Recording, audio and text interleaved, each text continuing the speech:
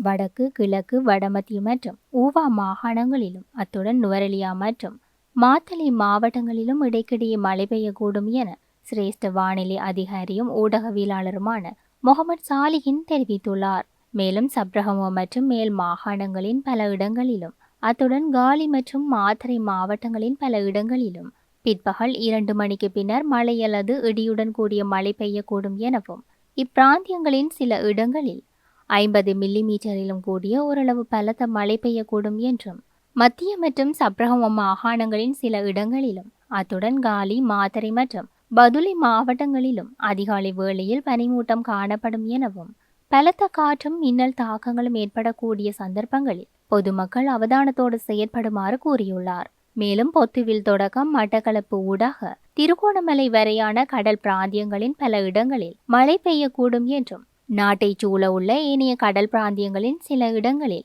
மாலை அல்லது இரவு வேளைகளில் மழை அல்லது இடியுடன் கூடிய மழை பெய்யக்கூடும் எனவும் மேலும் கடல் பிராந்தியங்களில் மணித்தியாலத்திற்கு 25 தொடக்கம் 35 கிலோமீட்டர் வேகத்தில் வடகிழக்கு திசையிலிருந்து காற்று வீசும் என்றும் கொழும்பு தொடக்கம் புத்தளம் ஊடாக மன்னார் வரையான அத்துடன் ஹம்பாந்தோட்டை தொடக்கம் பொத்துவில் வரையான கடல் பிராந்தியங்களில் மணித்தியாலத்திற்கு 45 தொடக்கம் 50 கிலோமீட்டரிலும் கூடிய வேகத்தில் அடிக்கடி காற்று அதிகரித்து வீசக்கூடும் எனவும்